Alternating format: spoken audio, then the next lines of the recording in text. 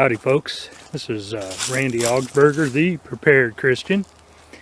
I'm heading out here to my tree stand, walking along the edge of a tree line, and not really a tree stand. I don't like to get up too high, but walking along this edge of my old orchard here, and I'm going to be sitting out here till almost dark, and watching for some deer. Thought I'd do a little this is me video and get the station rolling, get the channel rolling.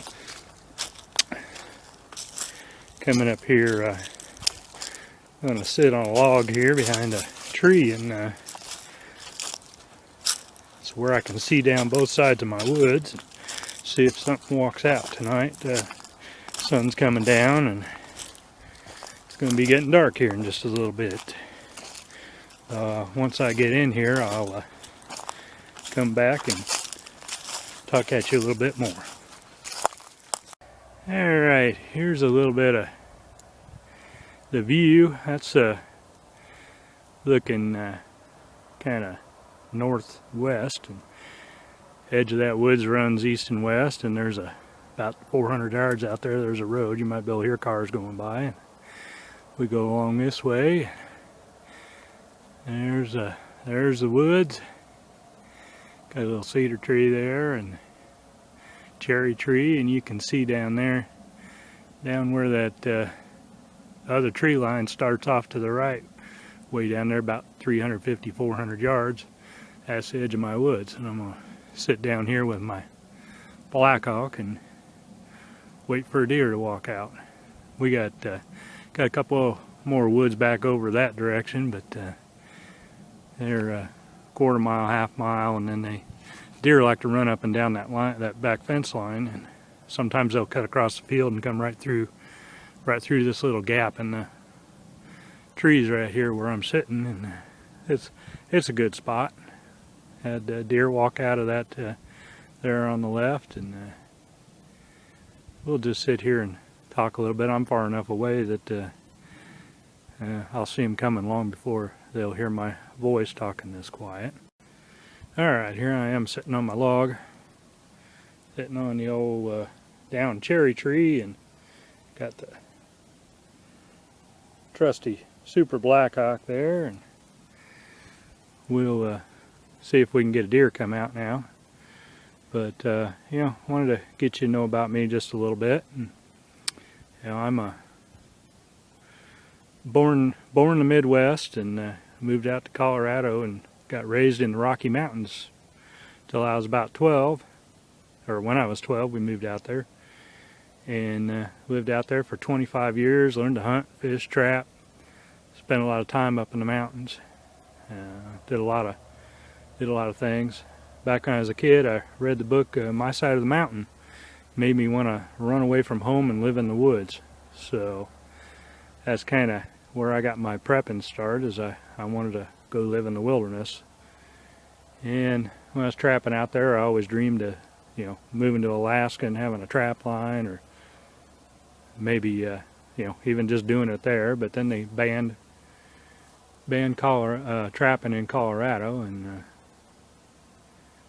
we didn't get to do that anymore. So my grandparents lived on the old family homestead here in the Midwest, and been in our family since 1866. And my wife and I had we had moved here in the area, and I was a pastor for 20 months, and we got homesick for the mountains and some other stuff, and got really burnt out real quick, and moved back to Colorado. And my grandparents went in a nursing home, and the farm became available, so we bought what we could. We bought a 30 acre chunk with the old house that my great-great-grandpa built, and got half of a 10-acre woods on it. And that's what this woods that I showed you, it's a 10 acres, and we own half of it, 5 acres of it. And so we got 30 acres. When we moved here, I was all into wanting to homestead and everything, and it just kind of never got done. We got chickens and stuff, but we getting more serious into the prepping now that I'm getting a little older. I'm a little over 50 now, and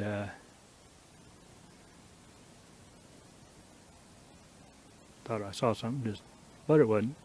And so we're gonna restart the homestead type stuff, and I'd like to get to where I'm not working so much in town. I drive 25 miles each way every day to work, and you know, it's a good thing.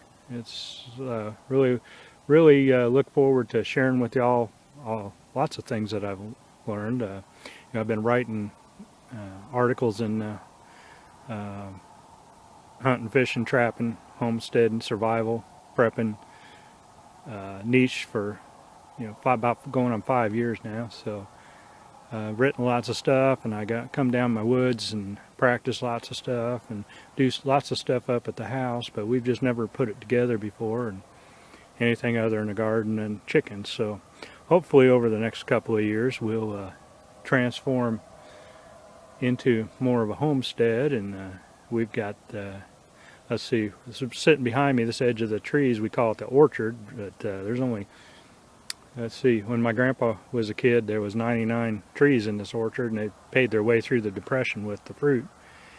But now there's I believe two apple trees left. One of them's a Grimes Golden, and one of them have no idea what it is. And then there's an old winter pear tree that's left, and that's about it. And I got a row of green gage plums along the edge, and I got some wild black cherry trees down here, but they're some of them are good, some of them aren't so tasty. But you know, that's me in a nutshell.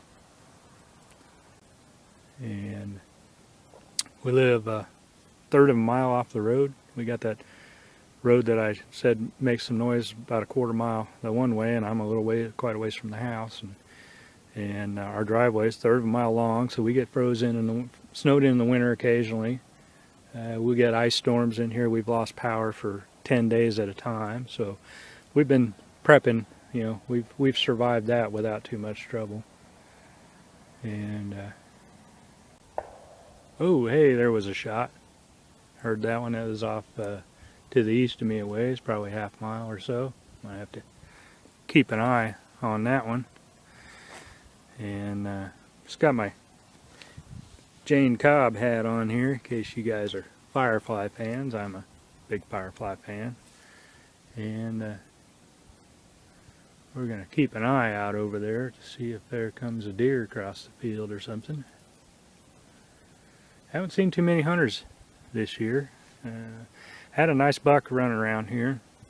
Or not nice, medium size for here is nice. They tend to run small here, but you know, they eat just as well as the big ones. And my cousin, he's my second cousin. His grandpa or his dad and my grandpa was brothers, and his dad was born on this farm too. And so he lives a couple miles over from me, and he's a taxidermist, and he likes to hunt on the old home place, so I let him do that. And every gun season he has a tree stand he uses for archery up in the edge of the woods here. But gun season he'll set up down about where I heard that shot come from. And it's a good crossing spot over there, and he usually gets something. I know I didn't hunt opening day, and I went to work in the morning, and his blind was set up, and I come home and it was down, and he usually leaves it up, so I'm guessing he got him something. Haven't heard. And I was out here last night, and I got a little cold, so I came in just before it got dark, completely dark, so I could still see, and was looking at tracks, and I saw the old bigger tracks of the buck that was around here, and they were a week or two old, and then only fresh tracks I saw going across the field were some smaller, probably doe tracks or very small buck tracks if they were. It was hard to tell in the light, but they were definitely smaller than the good sized tracks. We got our area. We don't have a whole lot of turkeys. I caught one on my game cam a couple of years ago, and last spring during turkey season, during mating season, I pulled in the driveway and watched one go across, walk along my north fence line across the field. He was looking for hens, but it was just a lone, probably a lone tom out looking. And yeah, if something was going to come and running from that shot, I think it'd have been here by now. I'm not seeing anything.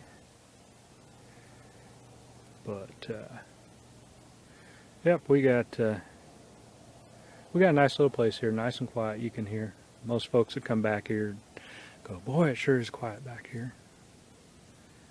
Yep, it sure is.